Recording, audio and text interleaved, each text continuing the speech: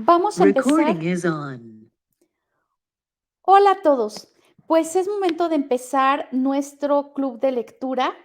Eh, Les recuerdo que nuestros clubes de lectura son cada 2 semanas de 12 a 13 horas y lo que hacemos es revisar literatura que es de interés para lo que hacemos en el laboratorio, nuestros proyectos y los temas que queremos abordar.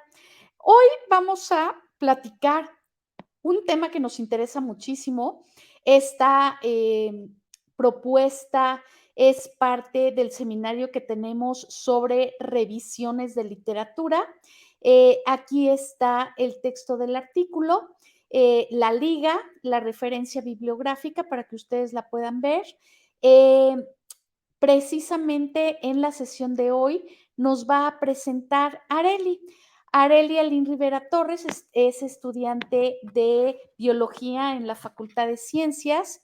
Ella está haciendo su tesis con una revisión de literatura sobre ecología, sobre temas ecológicos en el laboratorio del doctor Zenón Cano. Y entonces colaboramos para ver el mejor procedimiento, las herramientas que se pueden utilizar, etcétera. Entonces, bueno, Areli, muchas gracias por presentar este artículo.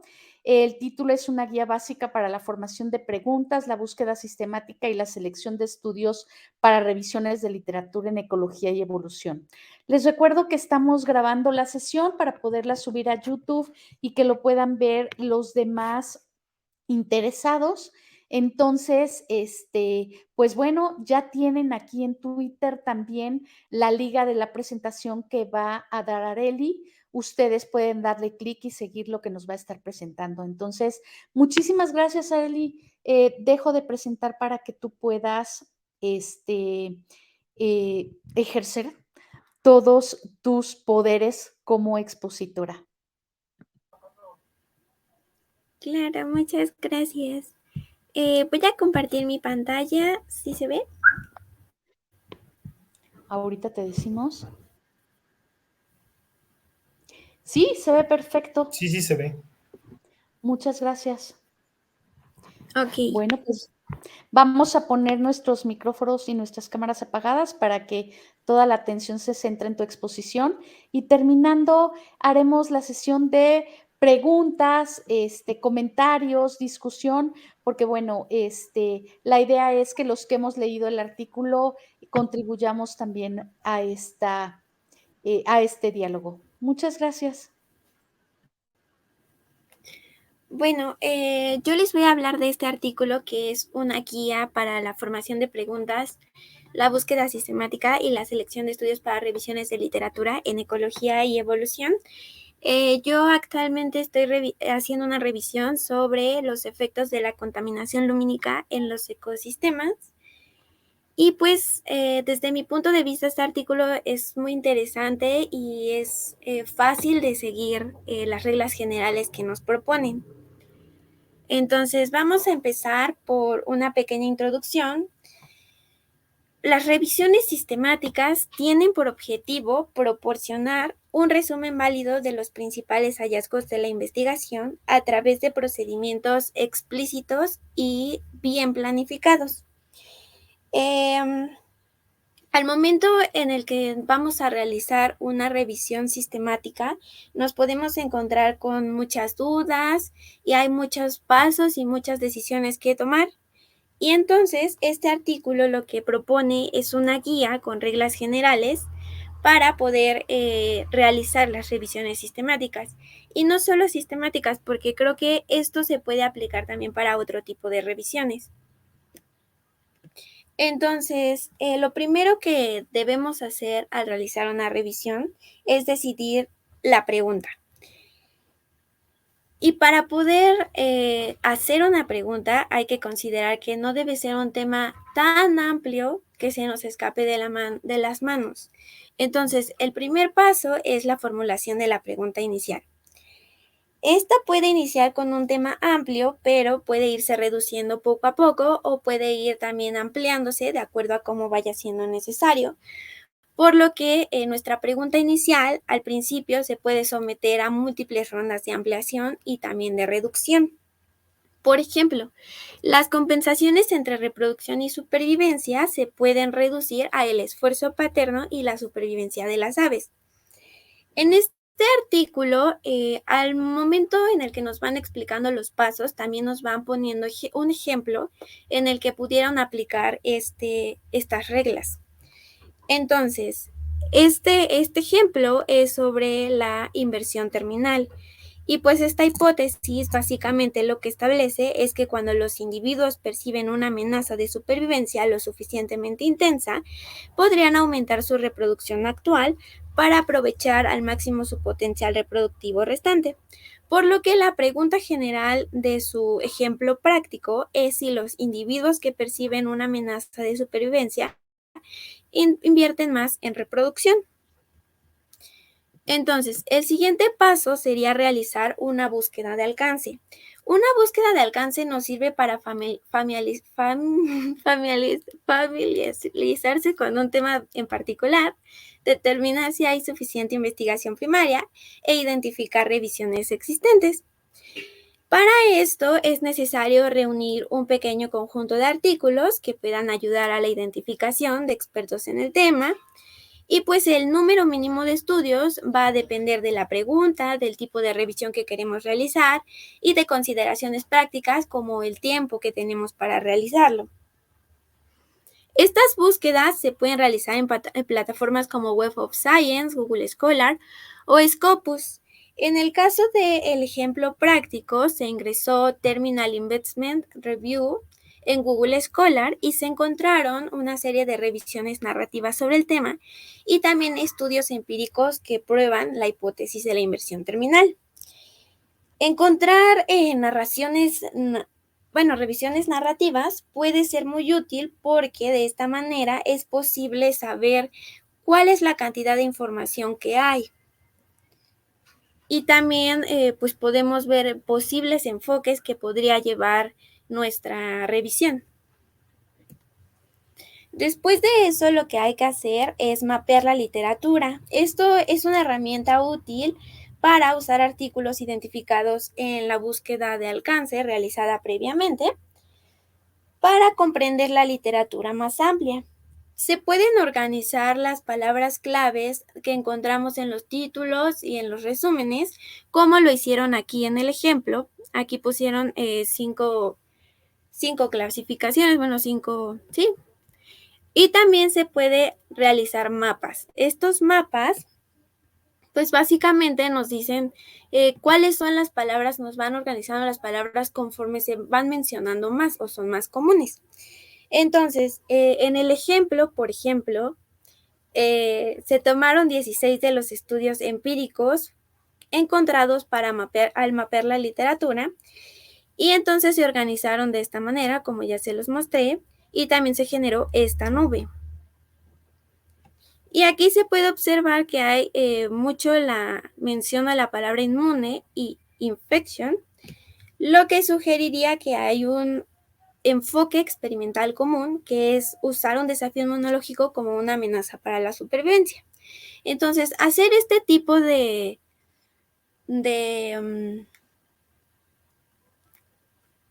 hacer esto nos puede ayudar a revelar grupos de marcos teóricos, enfoques e investigaciones típicos, poblaciones de uso común que podría ser un foco para nuestra revisión. El siguiente paso es identificar la pregunta. Una vez que ya se esté familiarizado con la literatura, ya se puede especificar la pregunta y para eso se puede usar el marco Pico-Peco que identifica 4 componentes: población, intervención, exposición, comparador y el resultado. Este marco se hizo inicialmente para experimentos clínicos, sin embargo se puede aplicar a ecología y evolución, aunque en este caso no todos los componentes pueden ser aplicables.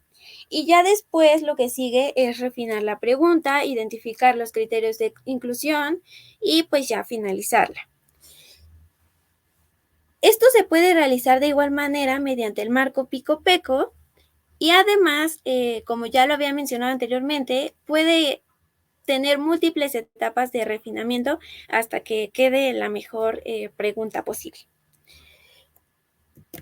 Y ya después de esto, lo que continúa es ya ejecutar nuestra búsqueda. Estas búsquedas deben capturar tantos estudios relevantes como sea posible y reducir la cantidad de estudios irrelevantes. Lo primero que hay que hacer es identificar las fuentes de literatura y para esto hay múltiples búsquedas posibles como en bases de datos, búsquedas en la web, búsquedas basadas en citas y búsquedas basadas en expertos. Se recomienda que se busque la información en al menos 2 bases de datos, ya que la superposición de datos entre bases oscila entre el 50 y el 11%. Web of Science y Scopus son unas de las bases de datos más usadas en ecología y evolución y son justamente las bases que utilizaron los autores en el ejemplo práctico que nos proponen. Una vez que ya se eligieron las bases de datos que vamos a utilizar, entonces se debe desarrollar una cadena de búsqueda. Por lo que es importante aquí comprender qué son los operadores booleanos, ya que estos nos permiten aumentar la eficiencia y la reproducibilidad de nuestra búsqueda. Estos son, ¿cómo funcionan? Bueno, usamos el OR cuando queremos que una u otra o ambas palabras aparezcan en los registros que nos arroje nuestra búsqueda. Por ejemplo, en mi investigación yo estoy buscando artículos sobre los efectos de la contaminación lumínica en los ecosistemas. Entonces busco sinónimos a la contaminación lumínica. Por ejemplo, luz artificial en la noche. Entonces, yo sé que si aparece contaminación lumínica o luz artificial en la noche, puede ser que el artículo que me arroje me sirva o me funcione. Entonces, por eso se usa OR. Usamos AND cuando necesitamos que 2 o más palabras aparezcan sí o sí en nuestros registros. Por ejemplo, si yo quiero justamente la contaminación lumínica en ecosistemas, entonces también tengo que agregar los ecosistemas, porque si no, solo poner contaminación lumínica me va a arrojar muchos otros de arquitectura, de, no sé, salud humana, etcétera. Usamos not justo para excluir lo que no queremos. Si, por ejemplo, en la contaminación lumínica yo no me quiero enfocar en humanos, entonces pongo not human, por ejemplo, y pues así van a evitarse esos registros. Y las comillas se usan para frases exactas. Otra vez, con la contaminación lumínica, si yo la coloco como tal en el buscador, lo que me va a arrojar es todo lo que tenga que ver con contaminación, tal vez todo lo que tenga que ver con luz. Pero si yo lo pongo junto, entonces lo que me va a arrojar, bueno, o sea, entre comillas, lo que me va a arrojar va a ser todo lo que tenga que ver con contaminación lumínica. Y finalmente el asterisco. En el caso del asterisco se usa para las palabras que tienen variantes. Por ejemplo, aquí, infect, infection, infection, infected. Entonces usamos el asterisco y es como ahorrarnos escribir todas estas palabras, por así decirlo. Entonces, esta es la búsqueda que realizaron en el ejemplo práctico los autores. Ellos sabían que querían hacerlo sobre la inversión reproductiva y la función inmunológica, entonces estos son los términos potenciales que iban a utilizar. Aquí están, estos tienen que ver con la inversión reproductiva, estos tienen que ver con la función inmunológica y usan AND justo para especificar que quieren ambos en sus resultados. Y aquí NOT, porque su investigación no se basó en humanos, no se basó en personas, entonces lo que hacen es excluir a todos aquellos que sí lo hagan. Y pues aquí se puede observar justo estas variantes de las palabras que les mencionaba con los asteriscos. Y acá ya en el resultado final de su cadena de búsqueda ya se puede observar cómo se utilizaron las comillas y cómo se utilizó el or, ya que ellos sabían que, o sea, cualquier artículo que tuviera esta o esta o esta o ambas o las tres, pues les podría funcionar, y de igual manera con esta parte de acá. Entonces, ya que tenemos esto, lo que prosigue ya es refinar la cadena de búsqueda. Y esto se hace a través de una selección piloto, midiendo el porcentaje de registros que son relevantes para nuestra investigación. En este paso, los autores recomiendan utilizar una submuestra de aproximadamente 100 artículos, de los cuales se intente apuntar a una tasa del 10% de eficacia o de aciertos. Además de esto, el número total que se recupera de registros va a depender de factores como el tema de revisión, el tiempo disponible o la cantidad de las personas que van a colaborar. Y pues aquí no se ve muy bien la imagen, pero se puede observar cómo pasaron por múltiples etapas hasta llegar a la búsqueda final, ya la que fue la más adecuada, ya que pues al principio, cuando lograron estabilizarse en 1000, como lo mencioné, ellos piensan que entre 1000 y 3000 es lo correcto. Entonces, cuando se estabilizaron en 1000, hicieron la prueba piloto y seleccionaron sus 100 artículos, pero la eficacia era del 6%. Entonces, lo que hicieron fue otra vez refinar su búsqueda y se llegó hasta 1567. Y entonces ahí fue cuando ya tuvieron un 10% de eficacia. Y pues ya que se tiene esto, lo siguiente que se hace es una búsqueda hacia atrás.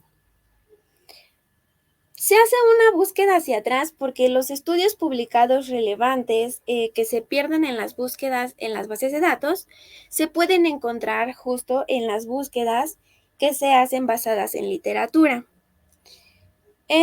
Esto se puede realizar a partir de paquetes como R, ya que descargan las listas de referencias de los artículos relevantes y además sus artículos de referencia, perdón. Entonces, los autores aquí en esta parte encontraron 4 revisiones cualitativas y un documento histórico que utilizó por primera vez un desafío monológico para probar el efecto de un desafío de supervivencia en la inversión reproductiva. También es importante la literatura gris. Por literatura gris se van a entender todas aquellas investigaciones que no se publicaron o que no fueron publicadas como comúnmente se hace, como pueden ser preprints, no sé, informes gubernamentales, disertaciones. Y pues esta es necesaria si existe un sesgo en nuestra investigación, y se ha visto que esto es importante, por ejemplo, en los metaanálisis, porque sí puede modificarlos. Y pues en la actualidad las principales fuentes de literatura en ecología y evolución son las tesis de doctorado y las tesis de maestría. Ya lo que sigue es la eliminación de duplicados. Hay 2 razones principales por las que hay duplicados, perdón. Y es que diferentes métodos de búsqueda pueden devolver los mismos documentos. Es decir, si tú haces la búsqueda en 2 bases de datos diferentes, puede ser que te encuentres con el mismo artículo. Y en este caso se pueden utilizar aplicaciones como Ryan o Zotero para eliminar esos duplicados. Y la otra razón es por publicaciones hermanas que duplican un conjunto de datos, que en este caso es, por ejemplo, un mismo trabajo presentado en una tesis y en un artículo. Entonces, en este caso no se puede deduplicar con aplicaciones, generalmente se tiene que hacer manualmente. Y, por ejemplo, en la revisión que realizaron los autores, entonces deduplicaron los registros utilizando Zotero. Ya una vez que se tiene todo esto, se pasa a un examen inicial y de texto completo. Esto se hace con ayuda de árboles de decisión Y estos árboles de decisión pues ayudan a las personas que hacemos revisiones a filtrar los registros de manera consistente y eficiente. Los investigadores no solo tienen que volver a verificar los criterios de inclusión de la selección inicial, sino que también tienen que evaluar el cuerpo el texto del artículo para poder juzgar si realmente es un artículo que puede funcionar para la revisión o no. Y también se tiene que realizar otra vez una prueba piloto en los árboles de decisión. Aquí lo que se hace es que de igual manera se selecciona un conjunto de artículos y 2 o más investigadores pueden realizar esta evaluación para garantizar que realmente se tenga una tasa de acuerdo del 80% de los 100 artículos que se seleccionaron. Y aquí está el ejemplo. Ellos realizaron estos 2 árboles de decisión. Este fue para la inicial, el examen inicial y el examen de texto completo. Este solamente se basa en títulos, por ejemplo, si el estudio midió la inversión reproductiva, si sí, pues entonces pasa a la siguiente etapa, si no, entonces se excluye. Si el estudio menciona desafíos inmunológicos o algo relacionado al sistema inmunológico, entonces puede pasar a la siguiente y si no, se excluye. Si trata de plantas, entonces se excluye y así sucesivamente hasta que se incluye. Ya posteriormente que pasaron esta, pasan a la de cuerpo completo, porque aquí pueden verse cosas que no se vieron en el anterior. Por ejemplo, si está escrito en un lenguaje que podemos leer, si sí, pues entonces se sigue y si no, pues ya queda excluido. Y así hasta que se termina todos estos criterios que nosotros vamos a poner de acuerdo a las necesidades de nuestra revisión.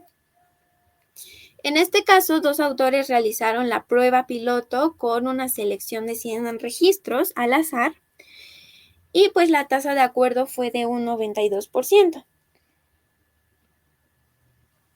Aquí ya todo lo que queramos eliminar ya al hacer estos exámenes ya no lo pueden hacer las aplicaciones.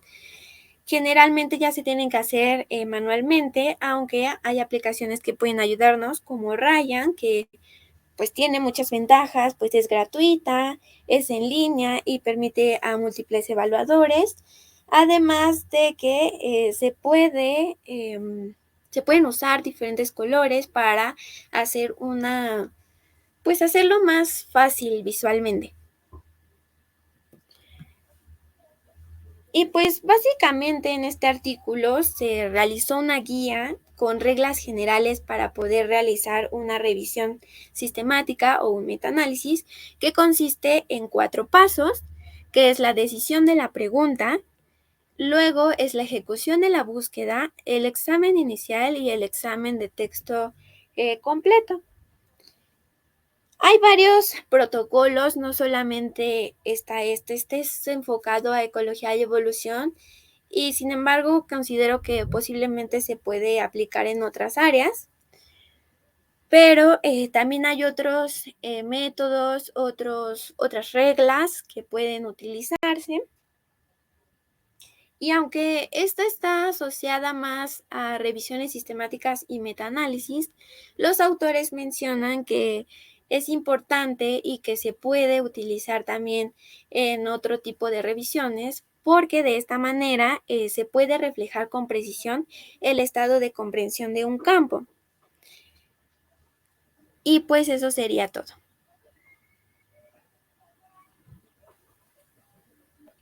Muchísimas gracias, Arely.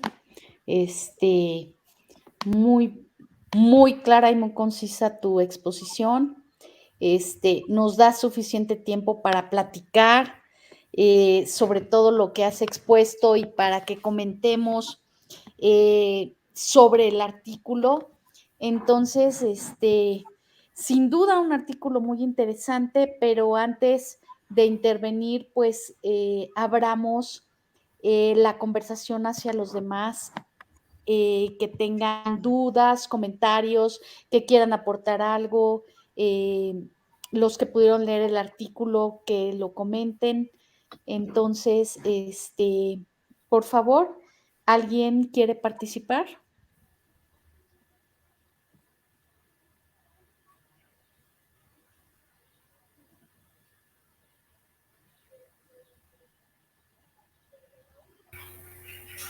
Yo, Por favor. pues nada, el artículo estuvo súper interesante y fue una explicación muy, muy buena de todo lo que se puede obtener con este tipo de análisis, ¿no? Me parece muy interesante. Yo no pude leer el artículo, de hecho lo estoy buscando ahorita para profundizar en él, pero me parece un artículo y una exposición muy, muy buena. Muchísimas gracias, Ichel. ¿Quién sigue?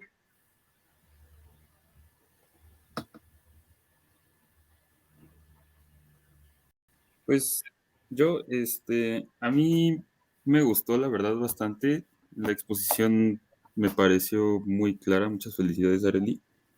Gracias. Y bueno, algo que me gustó del artículo es que explica como todo el proceso de una manera bastante, ah, pues sí, muy sencilla, ¿no? Un tanto sencilla, y me gusta que también menciona que no es un proceso lineal, que a veces luego de ciertos pasos hay que regresar, mm, como por ejemplo en las preguntas de investigación, porque a veces luego de realizar búsquedas con muchos resultados es necesario acotar la pregunta de investigación. Creo que me pareció un artículo bastante explicativo y que me da mucha luz para poder realizar mi tesis. Muchísimas gracias, Adrián. ¿Alguien más quiere comentar, preguntar, complementar, participar?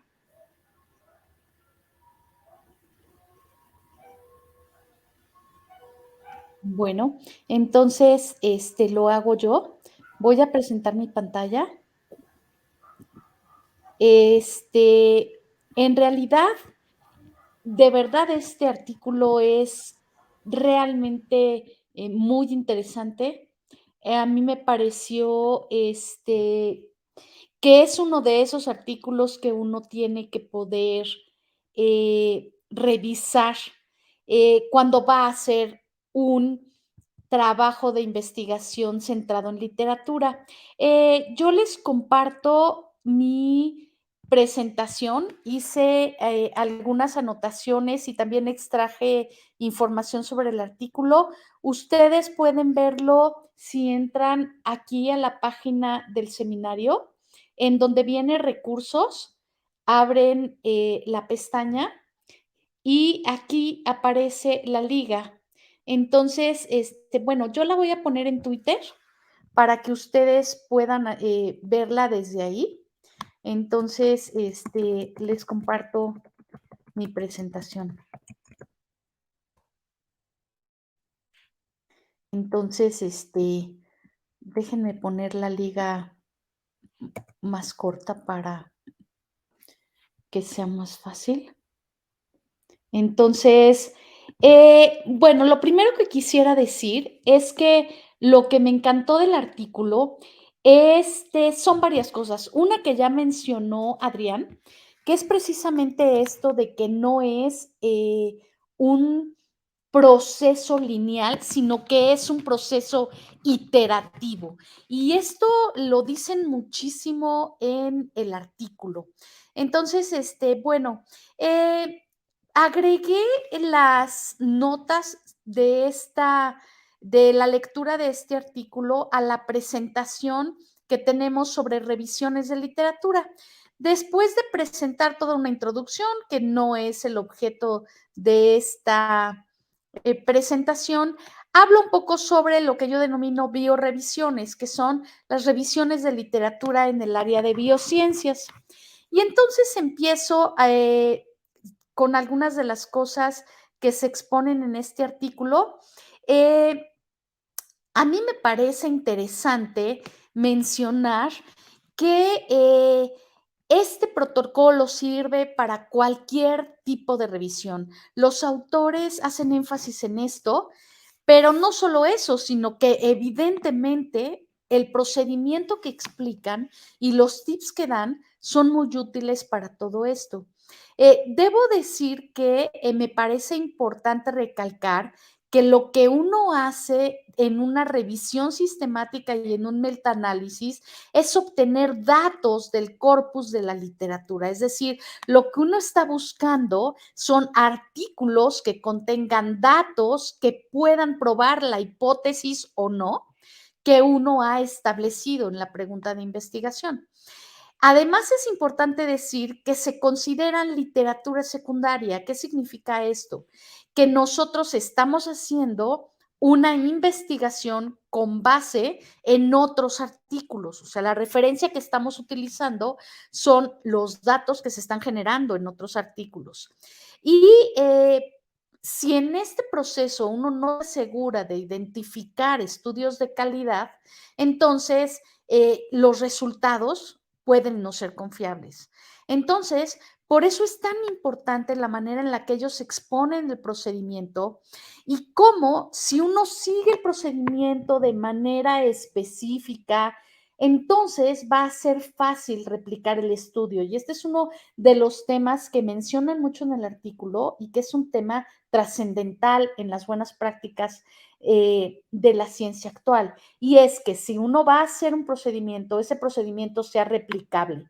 Entonces, por eso ellos establecen muy claramente que debe ser una consulta definida y que se debe poner, que se deben establecer los criterios de inclusión y exclusión, para que si otra persona revisa los mismos artículos, hace la misma consulta y utiliza los mismos criterios, deberá tener los mismos artículos y los mismos datos y podrá replicar este estudio. Entonces, bueno, esa parte a mí me pareció realmente interesante. No sé si los demás tengan algún comentario sobre esto. Hago una pausa para permitir la participación de los demás.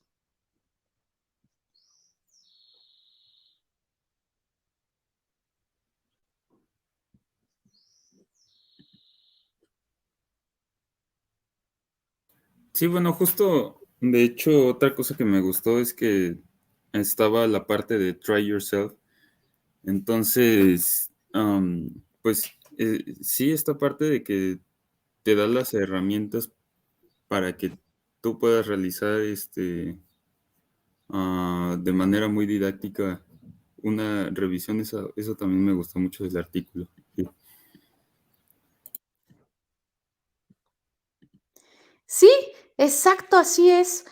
Coincido contigo en que esa parte está genial del artículo y precisamente lo puse en mi siguiente diapositiva. Algunos comentarios generales que yo tengo sobre el artículo es que es integrador, sencillo y bien explicado. O sea, eh, uno después de leer ese artículo, precisamente lo que piensa y la experiencia que uno vive de leerlo, termina en que lo que uno quiere hacer es irse a hacer una revisión. Y entonces creo que lograron perfectamente el objetivo, porque precisamente uno conforme lo vaya leyendo, lo que uno quiere hacer es ansiosamente ir y buscar, ir a aplicar los tips, utilizar las herramientas, etcétera. Entonces, lo lleva a uno paso a paso. Las herramientas que explican durante todo el procedimiento son muy útiles. Las figuras son muy explicativas, se integran mucha información. Y bueno, lo que a mí me parece absolutamente genial del artículo es precisamente esto, que exponen con detalle toda su experiencia en la realización de revisiones, dan muchos tips y esto a mí me parece muy generoso de los autores. No cualquiera está dispuesto a compartir su experiencia en la investigación Y esto habla de que en realidad nos quieren involucrar y por eso uno, después de leer tantos detalles y tantas ideas interesantes y cuántos artículos uno debería tener y cómo jugar con las consultas y qué puede pasar con las consultas y cómo generar los criterios de inclusión y cómo diseñar la pregunta. Entonces, bueno, no solo resulta entretenido e interesante, sino también muy útil. Y esto me parece trascendental decirlo. El artículo realmente me parece una contribución importante a la literatura científica. Entonces, no sé si sobre esto quieran agregar algo los demás.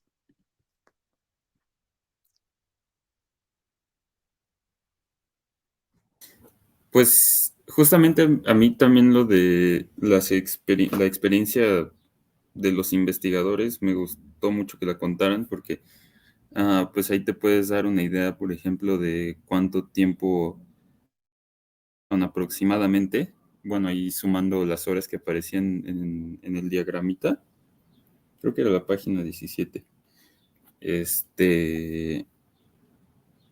que se necesitan en promedio 100 horas, bueno, ellos ocuparon en promedio 100 horas para hacerlo, y eso sin contar algunos otros tiempos, ¿no? Entonces, no sé, se me hace, es algo inusual que en un artículo pongan ese tipo de detalles y por eso también coincido con usted, aprecio que lo hayan hecho. Claro, eso realmente a mí me pareció, muy, muy bueno. Y fíjense que, ojo, 100 horas que ya tienen experiencia y que son especialistas en el campo. Entonces, ¿cuántas horas tendríamos que agregar a alguien que está aprendiendo sobre el campo y aprendiendo a hacer revisiones? Entonces, claro que esto no sería aplicado si es una tesis, que muchos de ustedes es lo que están haciendo. ¿Por qué? Porque además de que tienen que aprender sobre su área de estudio, tienen que aprender sobre las revisiones y la curva empieza siendo mucho más grande y mucho más lenta. Entonces, claro que si fuera un estudiante solamente a realizar el procedimiento, pónganle 200 horas, ¿no? O sea, en lo que lee los artículos para entenderlo, no solo en su caso que están haciendo revisiones de biología, de ecología, sino cómo aprender a hacer la revisión, que es lo que hacemos en el seminario.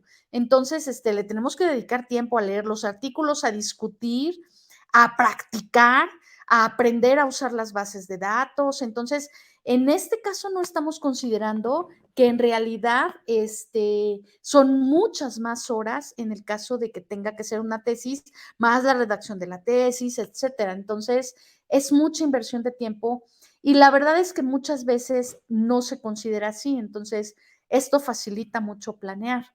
No sé si alguien quiere agregar algo.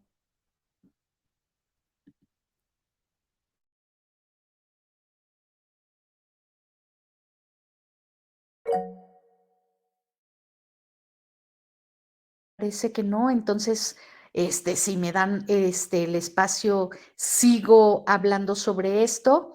A mí, ¿alguien quiere hablar? Okey. Este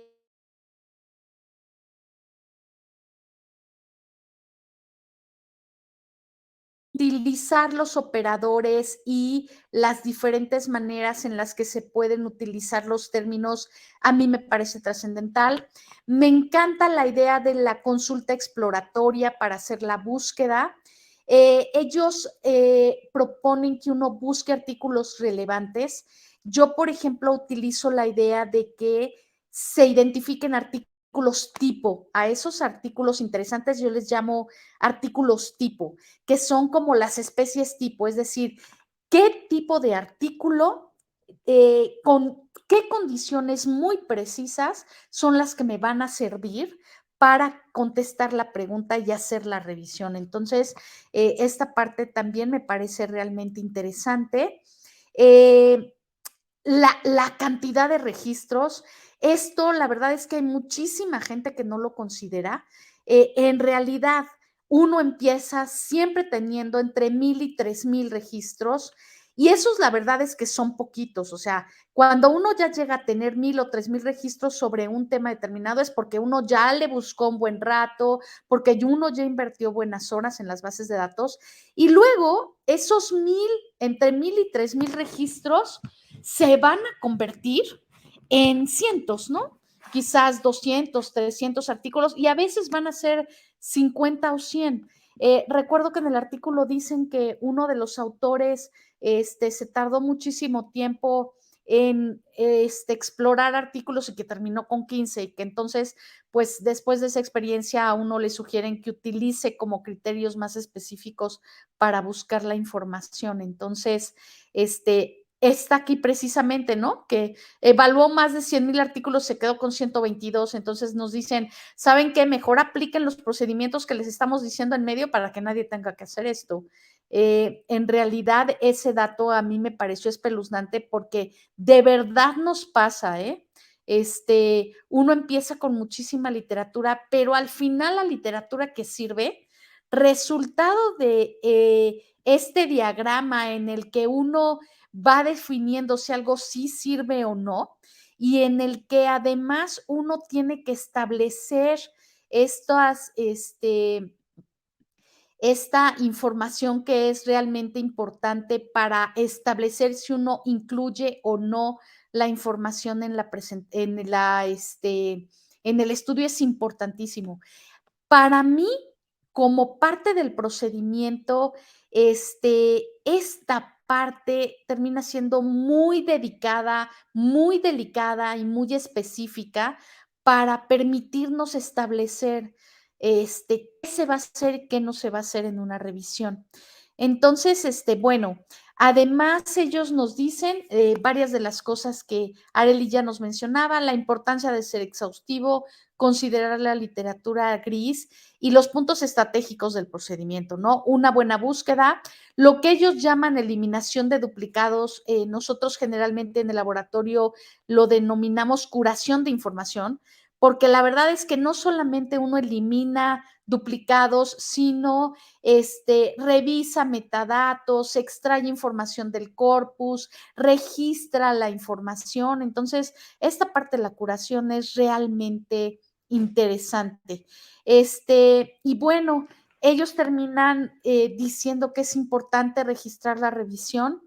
Esa parte es muy nueva y en general se sugiere que se haga. Aquí están los distintos tipos de registros. Yo aquí, por ejemplo, en la diapositiva 57 les puse el procedimiento que se sigue en una revista que es Ecology and Evolution de Wiley para registrar los informes. Fíjense que esa parte a mí me gusta y me parece muy importante. En biomedicina es muy común que antes de que uno empiece una revisión, uno primero vea si no hay alguien que ya lo está haciendo y si uno lo va a hacer, lo registre.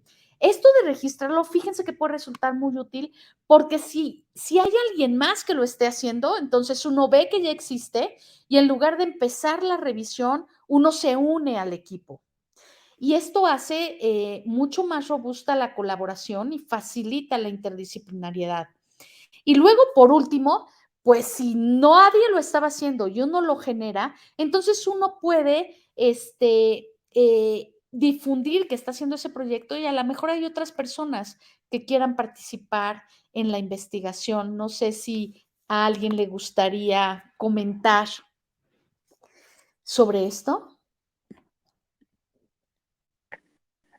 Yo, Sí, Fernando.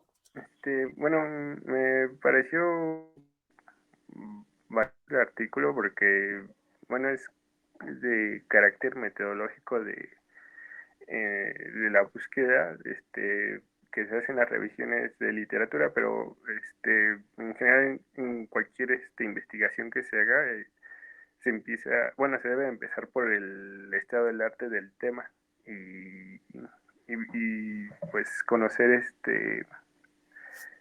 el procedimiento explícito, pues debe de ahorrar tiempo y permitirlo hacerlo mejor. Claro, fíjate, Fernando, que a mí ver este procedimiento y revisarlo me encantó porque en realidad para algunos que estamos haciendo, además de revisiones, análisis bibliométricos, el procedimiento es muy parecido. Eh, ¿Qué artículos uno debe considerar para hacer el análisis bibliométrico? Bueno, pues el procedimiento es el mismo, nada más que uno, en lugar de extraer a veces datos específicos del corpus, pues lo que jala son los metadatos que vienen en el registro bibliográfico, o incluso también uno puede extraer información del corpus referente a palabras clave y demás. Y incluso en la parte en la que hablan de mapear los resultados, pues esa es la función que hacen los análisis bibliométricos en las bases de datos. En la diapositiva 45, donde proponen mapear, pues precisamente uno puede hacer estos mapas porque se hacen análisis bibliométricos en las bases de datos. Entonces, yo, por ejemplo, para hacer mis revisiones utilizo mucho Lens y en esta aplicación uno puede hacer todos estos mapeos de la información que en realidad son muy útiles. Entonces, concuerdo contigo, Fernando, absolutamente. No sé si alguien quiera completar la idea o exponer algo más. Ya nos quedan 5 minutos para no abarcar yo ese espacio que quizás ustedes quieran utilizar. Arely, no sé si quieras decir algo más. No, pues solo como ya mencionaron, la verdad es que el artículo está muy interesante y siento que está muy sencillo bueno, en algunas partes muy sencillo de comprender y más con el ejemplo práctico que ellos proponen. Si de pronto algo puede costar trabajo, al revisar lo que hicieron ya puede iluminar un poco más. Y en mi caso siento que es un artículo que me va a ayudar muchísimo para mi revisión. Claro. Y bueno, algo muy importante es no dejen de compartir este video y ese artículo con todos sus colaboradores, porque yo creo que vale la pena que todos los que van a revisar su revisión, los que están guiando su revisión, lo tengan ahí, las presentaciones y los videos, porque en realidad, pues este es un protocolo básico al cual uno puede acceder constantemente. Aquí está el autor y muchas de las cosas que ha publicado. Si ustedes le dan clic al artículo aquí en el autor, pueden ir a su ORCID y ahí pueden ver muchas de sus publicaciones y qué otras cosas tiene y algunos de sus artículos de metaanálisis. Entonces, eso puede resultar realmente interesante. Y bueno, yo cerraría diciendo que de verdad hacer revisiones sistemáticas no es solamente este procedimiento, sino que este procedimiento no lo puede usar para hacer cualquier tipo de revisión y, como dicen ellos al final del artículo, para buscar información y para hacerlo de manera consistente. Entonces, pues bueno, ahí se quedan las presentaciones, ahí se queda el artículo. Este artículo definitivamente ya es parte de los protocolos que nosotros hacemos en el laboratorio y que seguiremos completando. Seguramente después veremos cómo hacer una revisión en cualquier otra área. Y pues mientras tanto, pues nos seguimos viendo en los seminarios para hacer revisiones. Si alguien que vea este video tiene ganas de participar en el seminario, puede mandarnos un mensaje por Twitter y los invitamos. Son los miércoles cada 15 días, y se alternan con el Journal Club. Entonces es a esta misma hora. Pues no sé si quieran decir algo más.